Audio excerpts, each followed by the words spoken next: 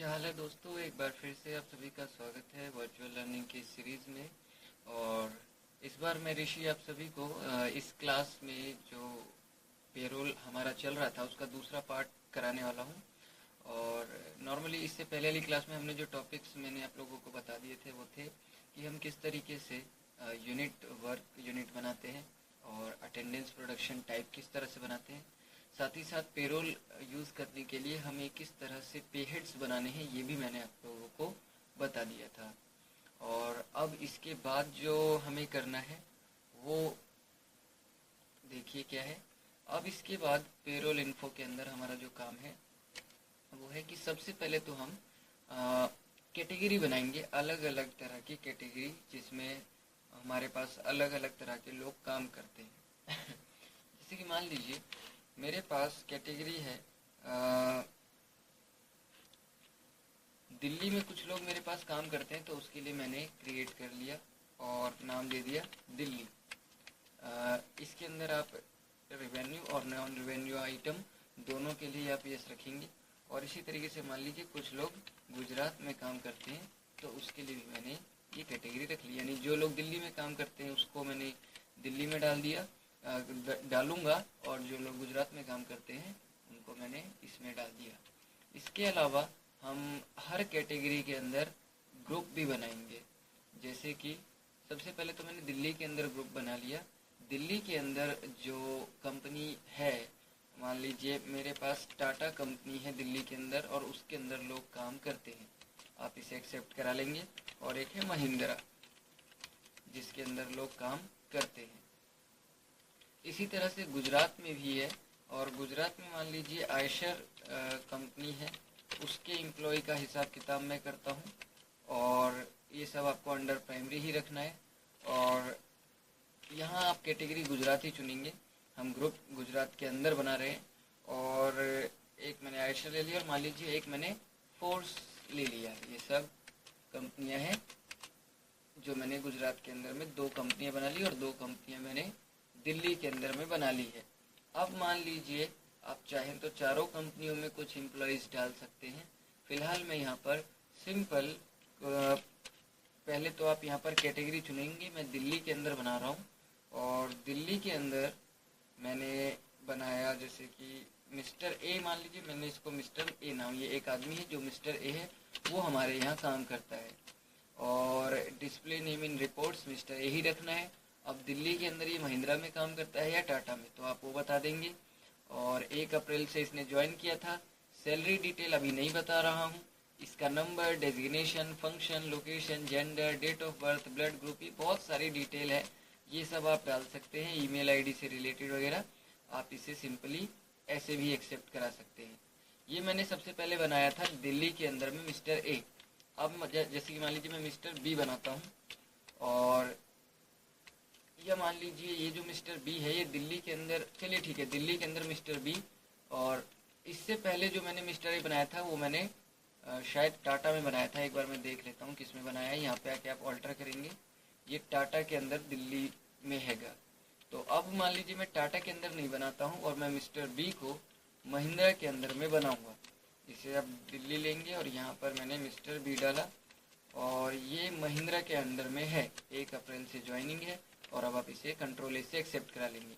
फिर इसी तरह से मैंने दिल्ली लिया और अब मैं बनाता हूँ मिस्टर सी का।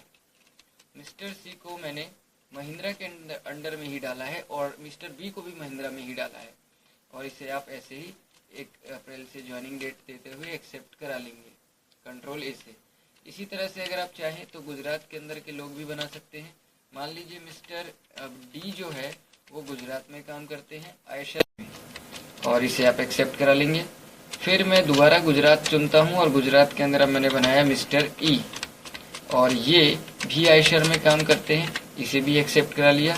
फिर मैंने दोबारा से गुजरात में बनाया और वो है मिस्टर एफ, और इसे मैंने फोर्स में डाल दिया। अब आप इसे एक्सेप्ट करा सकते हैं। ये तो हो गया कि आपने सारे एम्प्लॉय बना लिए, उनके ग्रुप बना लिए और उनकी कैटेगरी बना ली। पर और यहाँ ये 3 चीज़ अलग थी। आपने यूनिट बताया, अटेंडेंस प्रोडक्शन टाइप बताया और पे हेड बनाया।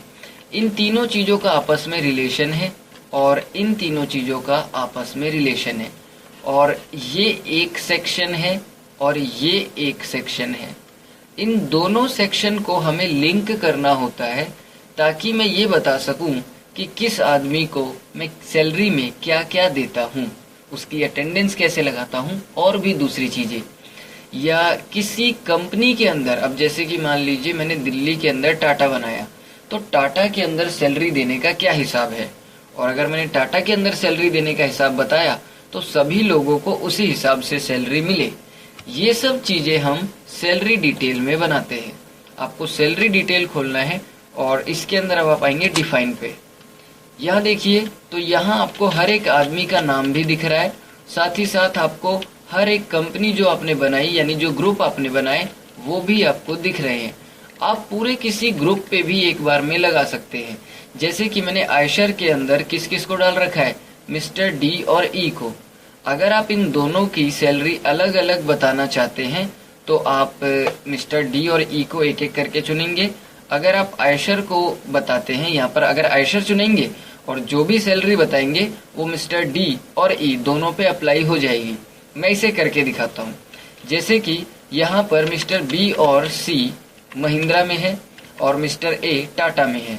अब मान लीजिए मुझे मिस्टर ए की सैलरी बतानी है और ये टाटा के अंदर है, तो इस चीज से कोई फर्क नहीं पड़ता क्योंकि टाटा के अंदर एक ही आदमी है। तो मैं मिस्टर ए की सैलरी बताऊं या टाटा की सैलरी बताऊं, किसी की भी बताऊं, कोई फर्क नहीं पड़ता। आप इसके अंदर मिस्टर ए चुन लेंगे और इफेक्टिव फ्रॉम ये बताएंगे आप कि नॉर्मली ये जो आप सैलरी बताने वाले हैं वो लागू यानी कि अप्लाई कब से होगी। तो यहाँ मैंने 1 अप्रैल चुन लिया और अब आप बताएंगे मिस्टर ए को मिलता क्या क्या है। तो सबसे पहले तो मैंने बोला इसे बेसिक पे मिलता है और बेसिक पे मान लीजिए 350 रुपये का मिलता है हर दिन के हिसाब से। फिर मान लीजिए मैंने इसमें चुना HRA, HRA के बाद मैंने चुना DA, इसके बाद मैंने चुना मान लीजिए PF, फिर मैंने चुना इस पे TA ट्रांसपोर्ट अलाउंस, फिर मैंने इसमें चुना ग्रेच्युटी या मान लीजिए मैंने ओवर टाइम चुन लिया। ओवर टाइम में मैंने इसके अंदर बताया क्योंकि मैंने उसमें बोला था ऑन प्रोडक्शन होगा तो 100 रुपये 1 घंटे का, और इंसेंटिव भी चुन लिया और मैंने प्रोफेशनल टैक्स भी चुन लिया और मैंने ग्रेच्युटी भी चुन लिया है। और अब आप मिस्टर ए का और कुछ चीज़ नहीं दे रहे हैं तो एंड ऑफ लिस्ट कर देंगे। फिलहाल बेसिक पे HRA DA TA किस पे हेड में आते हैं यानी अर्निंग फॉर एम्प्लॉय है, क्या है, कैसे है, ये सब चीज़ें यहाँ पर पड़ी हुई है और उनका कैलकुलेशन टाइप क्या है और कैसे उन्हें कैलकुलेट किया जाएगा, ये सब चीज़ इसमें लिखी हुई है। इस पूरे का एक स्क्रीनशॉट मैंने ले लिया और अब एक मैं फाइल बना लेता हूँ जिसके अंदर मैं इसे रख दूंगा। तो ये फाइल मैं क्रिएट कर लेता हूँ यहाँ पर और इसको मैंने पेस्ट कर दिया। ये रिकॉर्ड है मिस्टर ए का और इस रिकॉर्ड को मैं थोड़ा बड़ा कर देता हूँ ताकि ज़रूरत पड़ने पे हम इसे देख सके।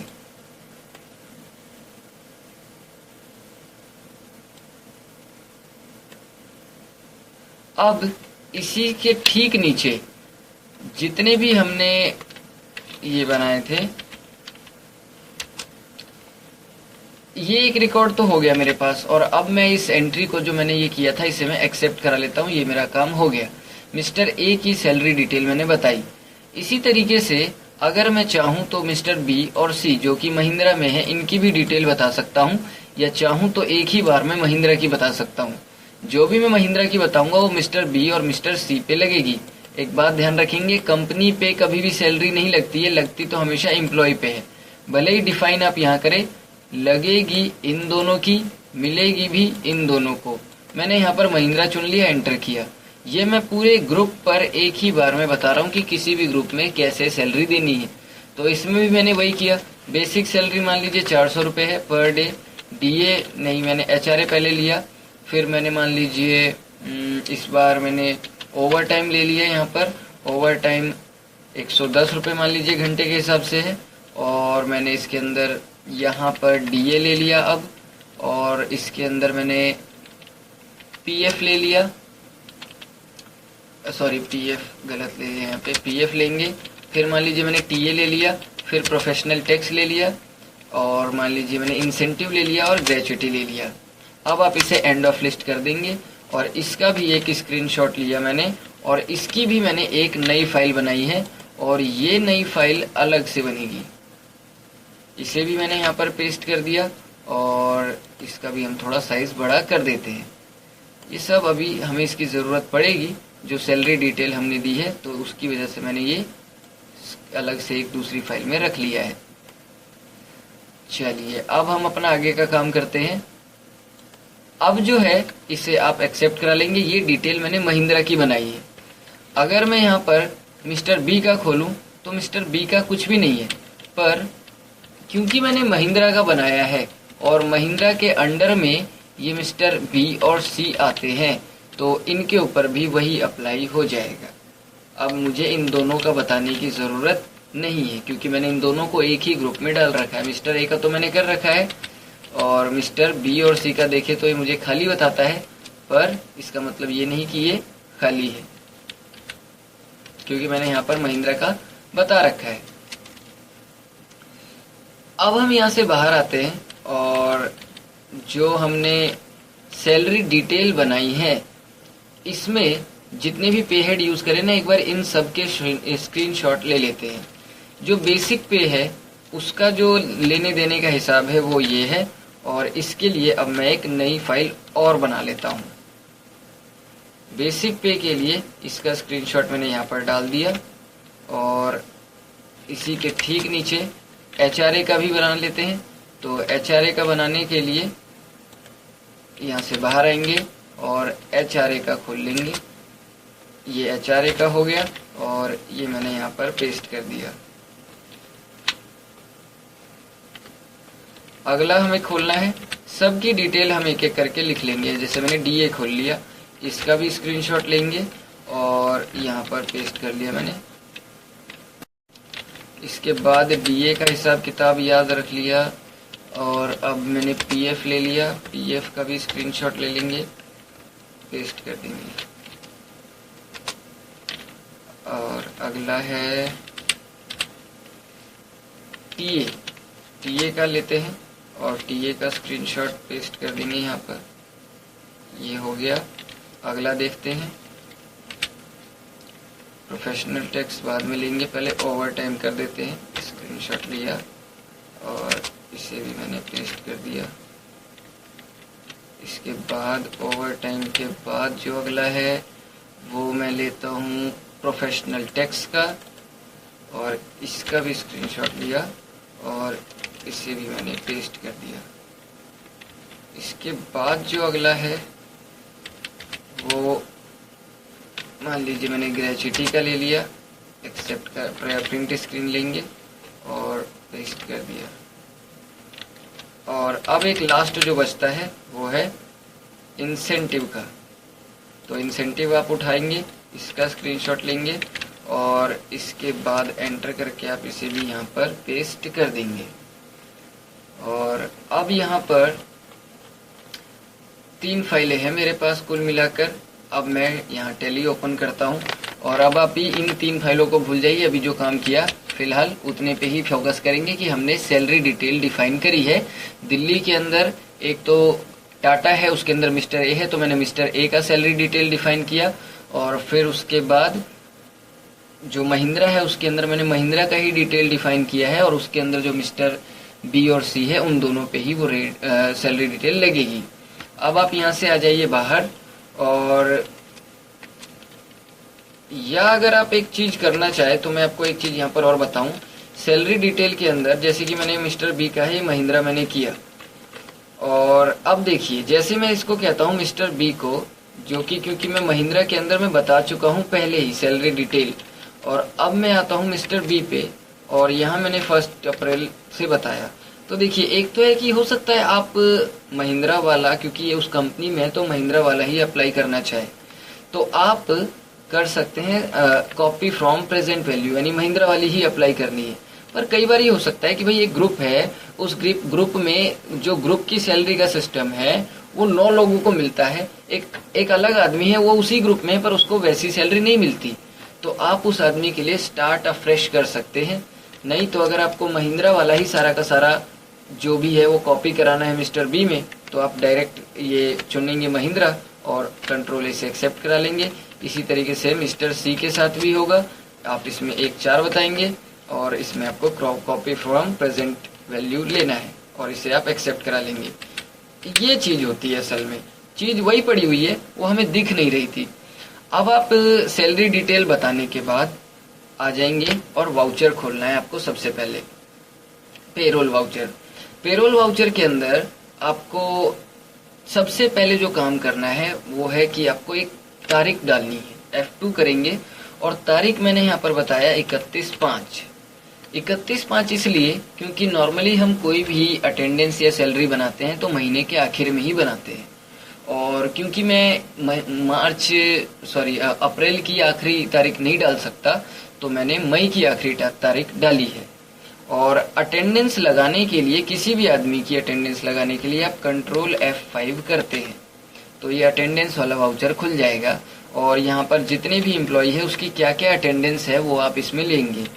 तो मैंने यहाँ पर फिलहाल मिस्टर ए की अटेंडेंस बनाई और ये जो मिस्टर ए की अटेंडेंस है उसमें अब्सेंट कितने दिन है ये बताया मैंने, तो जी अब्सेंट 4 दिन है। फिर मैंने दोबारा मिस्टर ए चुना और मैंने उसका ओवर टाइम बताया, तो मान लो इस महीने उसने 20 घंटे टोटल ओवर टाइम किया है। एक बार फिर मैंने मिस्टर ए लिया और present, sick leave, Sunday, holiday सब मिलाकर मैंने कहा 27 दिन हुए। 31 दिन है ना, तो 4 दिन छुट्टी हो गई, 27 दिन काम हो गया और अटेंडेंस जो है आपने 31 मई को एक्सेप्ट करा ली। अब इस अटेंडेंस के हिसाब से मिस्टर ए की सैलरी कितनी बनती है वो आपको बनानी है, तो आप करेंगे कंट्रोल F4 और इसके बाद अगर आप चाहते हैं कि अटेंडेंस जैसी बनाई है उसके हिसाब से सैलरी उठा ले तो आप इसके लिए करेंगे ऑल्टर ए। इसमें सबसे पहले तो आपको बताना है सैलरी बना रहे हैं या यूजर डिफाइन है। तो आप लोगों को याद होगा मैंने जितने भी पे हेड बनाए हैं उसमें सब चीज़ों के लिए कहीं ना कहीं अर्निंग फॉर एम्प्लॉय और सैलरी वगैरह ये सब चीज़ें ली हैं, as computed value on attendance ये सब लिया है। पर एक चीज़ थी जिसमें मैंने लिया था एज यूजर डिफाइन और वो था इंसेंटिव वाला। अगर आपको याद हो तो मैंने इंसेंटिव वाले में एज यूजर डिफाइन लिया था। एज यूजर डिफाइन का मतलब ये है कि मैं सैलरी बनाते समय ही बताऊंगा कि करना क्या है, और यहाँ पर ये यूजर डिफाइन वाला मतलब यही है कि अगर आपको इंसेंटिव बताना हो तो आप वो लेंगे, पर अभी फिलहाल मैं सैलरी बनाता हूँ। और 1 अप्रैल से 31 मई तक की ये सैलरी है और उस आदमी की है जो दिल्ली में काम करता है, दिल्ली में भी महिंद्रा के अंदर, और महिंद्रा में भी मतलब ये जो मिस्टर ए है महिंद्रा नहीं, टाटा के अंदर, टाटा के अंदर भी आप चुन सकते हैं, नहीं तो आप मिस्टर ए भी चुन सकते हैं, कोई सा भी एक चुन लेंगे। और इसको शॉर्ट कैसे करना है तो एम्प्लॉय नेम के हिसाब से, अगर बहुत सारे नेम हो तो लिस्ट कैसे बनानी है, तो मैंने कहा असेंडिंग ऑर्डर में एम्प्लॉयज के नाम लगा देने हैं। और यहाँ पर आप अगर डायरेक्ट पेमेंट कर रहे हैं तो आप चाहो तो कैश का लेजर ले सकते हो। तो मान लीजिए मैं डायरेक्ट पेमेंट कर रहा हूँ और यहाँ पर देखिए तो ये इनका टोटल जो भी सैलरी बनता है 1 महीने का वो ये बन के आ गया, जिसमें सबसे पहले मुझे बता रहा है बेसिक पे 9,440 रुपये का, 450 रुपये का सॉरी, ये 1 महीने का है। और ये कैसे है तो अभी मैंने अटेंडेंस लगाई थी जिसमें मैंने 27 दिन टोटल बताया जितनों का पैसा मिलना है, 4 दिन का अब्सेंट था। और मैंने ये भी बोला कि मिस्टर ए का 1 दिन का जो चार्ज है, जब मैं वो बना रहा था सैलरी डिटेल में मैंने बोला 350 रुपये 1 दिन का है, तो 27 दिन के हिसाब से इतने ही होते हैं, ये बेसिक सैलरी मुझे उतनी ही दिखा रहा है। और HRA यानी हाउस रेंट अलाउंस का क्या रूल था, उसके लिए हमें एक बार ये खोलना पड़ेगा जो हमने जितने भी पे हेड्स बनाए थे, और HRA जहाँ पड़ा हुआ है वहाँ आके HRA हमें चेक करना है। तो HRA मैंने जो बनाया था उसके रूल ये लिखे हुए हैं यहाँ पर कि एज कंप्यूटेड वैल्यू था और एक स्पेशल फॉर्मूला था बेसिक पे के ऊपर। अगर 10,000 है तो 10%, अगर 10,000 या 10,000 तक है तो HRA 10% होगा। और मेरा जो बेसिक पे है वो अगर आप देखें तो 10,000 तक में आ गया, यानी 10,000 से कम है, तो HRA इसी का 10% होगा। देखिए यहाँ पर ये इसी का 10% है। चलिए, और DA भी देखिए, DA लगभग उतना ही 950 रुपये। अब ये कैसे है, तो इसका फॉर्मूला क्या है, उसके लिए आपको DA खोलना पड़ेगा। ये रहा DA इसी के ठीक नीचे, और इसका फॉर्मूला मैंने कहा था ऑन करंट सब टोटल। करंट सब टोटल का मतलब जहां भी आपने DA लगाया उसके ऊपर जितना है, यानी ये और ये, इनका टोटल जो होगा, अगर वो 10,000 है तो 1,000 रुपये मिलेगा। अगर 10,000 से ऊपर पर 12,000 से नीचे है तो 950 मिलेगा। और यहाँ पर अगर आप 9,450, 945 इन दोनों को अगर आप जोड़े तो वो 10,000 और 12,000 के बीच में होगा, तो 950 रुपये का DA मिलेगा। 950 रुपये का DA मिल रहा है। अगला है प्रोफेशनल टैक्स। प्रोफेशनल टैक्स जो है उसका जो रूल था वो रूल ये था। प्रोफेशनल टैक्स में ये है कि करंट सब टोटल पे ही लगेगा, यानी कि तीनों का जो हिसाब किताब है उतने पर। अगर वो 10,000 से नीचे है तो 1,500 मिलेगा, अगर 10,000 से 12 है तो 1,400 मिलेगा। तो यहाँ पर ये मुझे 1,400 निकाल के दिखा रहा है, क्योंकि इन तीनों का टोटल 10,000 और 12,000 के बीच में होगा। अगला है ट्रांसपोर्ट अलावेंस। ट्रांसपोर्ट अलावेंस का फॉर्मूला जो है वो फॉर्मूला है इधर। इसमें मैंने बोला था on current earning total. Current earning total का मतलब है वही चीजें जिनसे पैसा मिलेगा, जिनसे पैसा घटेगा उनका हिसाब किताब नहीं करना। तो यहाँ पर मिलने वाली चीजें हैं बेसिक पे, HRA और DA। इन तीनों का टोटल जो है उसके ऊपर ट्रांसपोर्ट अलावेंस मिलेगा। PF क्योंकि कटता है तो और क्रेडिट में है तो उस पर ये ध्यान नहीं देगा। तो फिलहाल यहाँ ट्रांसपोर्ट अलावेंस है 1,588 रुपये 30 पैसे का। ऐसा क्यों है, क्योंकि 9,450 जमा में 945 जमा में 950 कितना होता है, 11,345। और रूल क्या है, तो रूल है कि अगर 10,000 से 12,000 के बीच में होगा तो उसी का 14% ट्रांसपोर्ट अलावेंस मिलेगा। यानी कि 11,345 का कितने परसेंट है, 14% है। तो 14% आप यहाँ पर निकाल लेंगे, और ये है 1,588 रुपये 30 पैसे, और वही ये यहाँ पर मुझे निकाल कर दिखा रहा है। ओवर टाइम का रूल मैंने आप लोगों को बताया था। ओवर टाइम में ये है कि आपका ऑन प्रोडक्शन होगा, और मैंने यहाँ पर अभी जब मैंने इसका सैलरी डिटेल बनाया था तो मैंने बता दिया था कि एक जो ओवर टाइम 1 घंटा है उसका 100 का चार्ज मिलेगा, यानी 100 रुपये का चार्ज मिलेगा। और अटेंडेंस में मैंने बोला कि इसने 20 घंटे ओवर टाइम किया है, तो उस हिसाब से 2,000 का ओवर टाइम बन गया। इसके बाद है प्रोफेशनल टैक्स। और प्रोफेशनल टैक्स का क्या हिसाब किताब है, तो प्रोफेशनल टैक्स में ये है, इसको करने के लिए आप करंट अर्निंग टोटल देखेंगे। करंट अर्निंग टोटल अगर 12,000 तक है तो 500 होगा, यानी अर्न होने वाली चीज़ें। अगर वो यानी डेबिट वाली चीज़ें अगर वो 15 तक है तो 600, अगर वो 20,000 तक है तो 700। अलग अलग हिसाब किताब है, और ये यहाँ पर मुझे 600 दे रहा है, क्योंकि यहाँ पर 9,540, 45 और 50 इसका टोटल था 11,345। उसमें ट्रांसपोर्ट अलावेंस यानी डेबिट वाली चीज ये और जुड़ गई, यानी कि 11,345 जमा ट्रांसपोर्ट अलावेंस है मेरा कितने का है, 1,588.30 ये, और उसमें 2,000 रुपये का ओवर टाइम भी जुड़ चुका है, तो 2,000 रुपये मैंने वो भी ऐड कर दिए, इतना बनता है। और ये 15,000 से नीचे का है, और 15,000 से नीचे वाले का क्या रूल है, तो 15,000 से नीचे वाले का रूल है 600 रुपये का। तो प्रोफेशनल टैक्स देखिए यहाँ पर 600 रुपये का ही कट रहा है। ये सारा हिसाब किताब इस तरह से कैलकुलेट होता है, और उसके हिसाब से यहाँ पर ये चीज़ मुझे रिटर्न कर रहा है।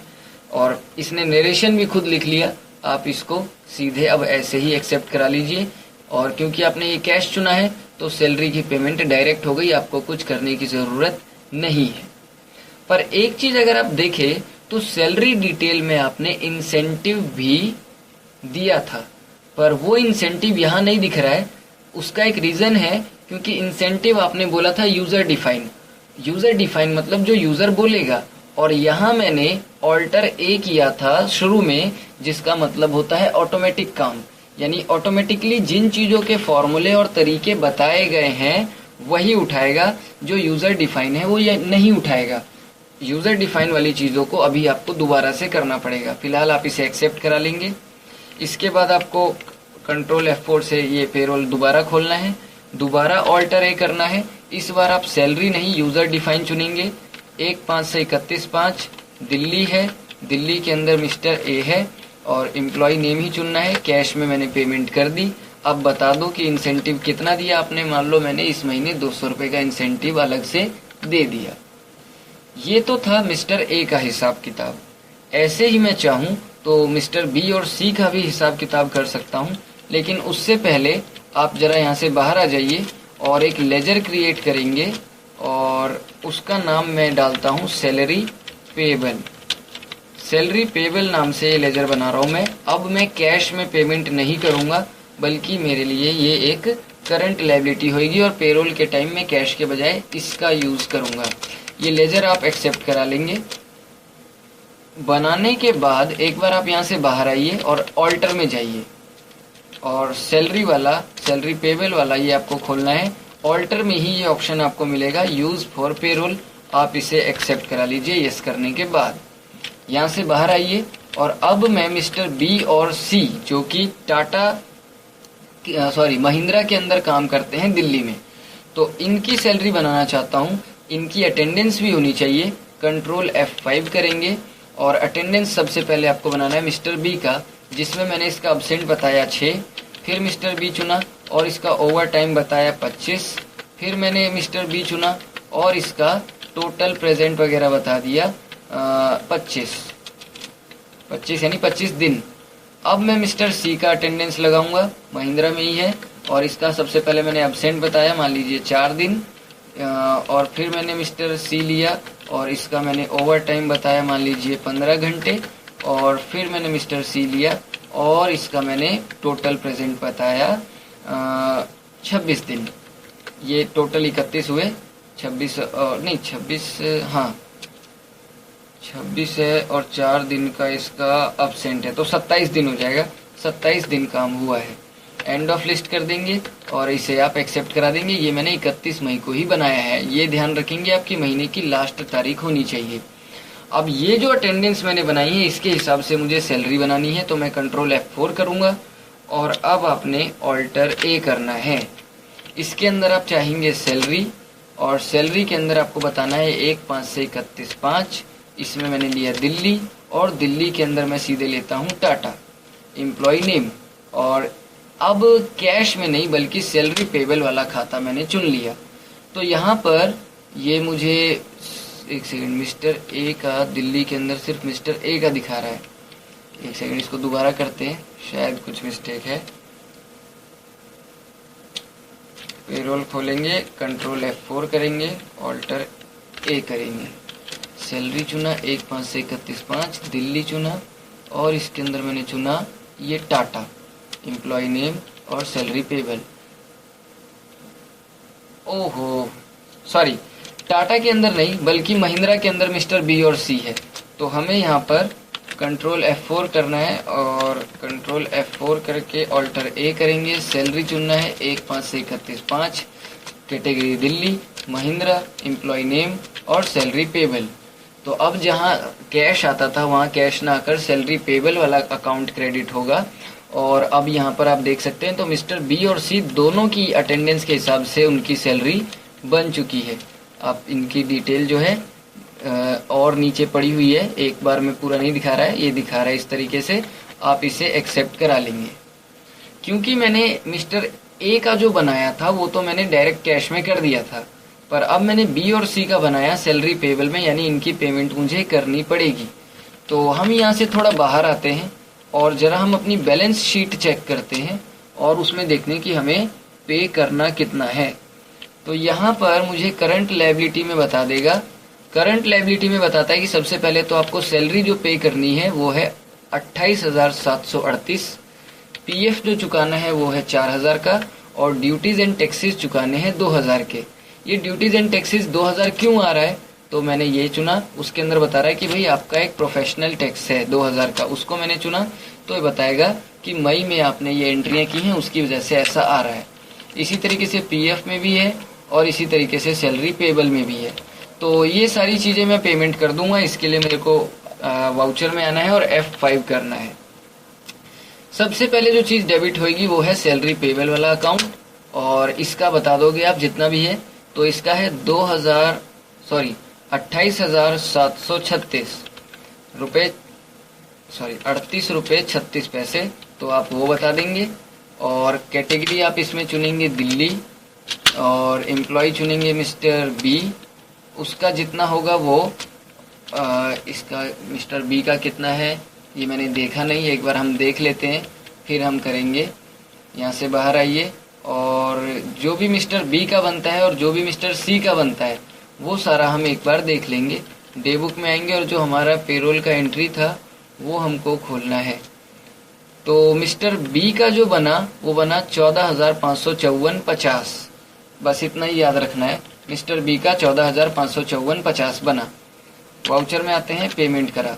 पेमेंट में मैंने डेबिट किया सैलरी पेबल और 28,738.36, और इसमें मैंने चुना दिल्ली, और इसमें मैंने चुना मिस्टर बी 14,554.50।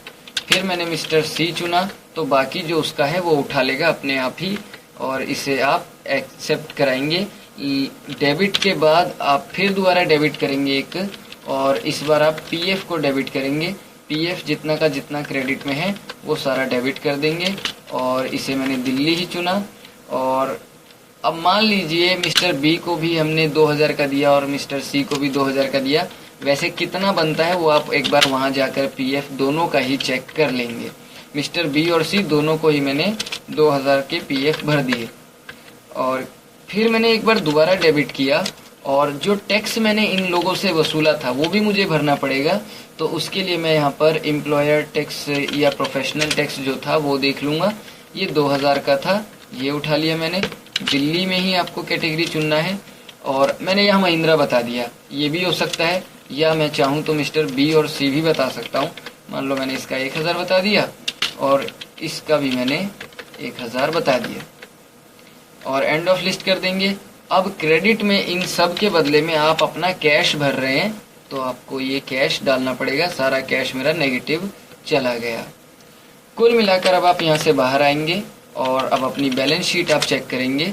तो बैलेंस शीट में आपका अब कोई भी लायबिलिटी नहीं है, और सारा का सारा करंट एसेट्स में दिखा रहा है, और वो भी नेगेटिव में दिखा रहा है।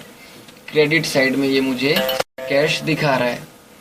तो अब आप यहाँ से बाहर आ जाएंगे, और ये आपने जो देखा यही सारा काम जो है पेरोल प्रोसेस होता है, यही सारा हम पेरोल के अंदर मेंटेन करते हैं। तो होप कि इसके अंदर आपको कुछ नॉर्मली जो टॉपिक्स थे वो क्लियर हो गए होंगे पेरोल से रिलेटेड, और भी इसी तरीके से टॉपिक्स हम आगे करते रहेंगे। फिलहाल इस वीडियो को देखने के लिए थैंक्स। मिलते हैं हम दूसरे वीडियो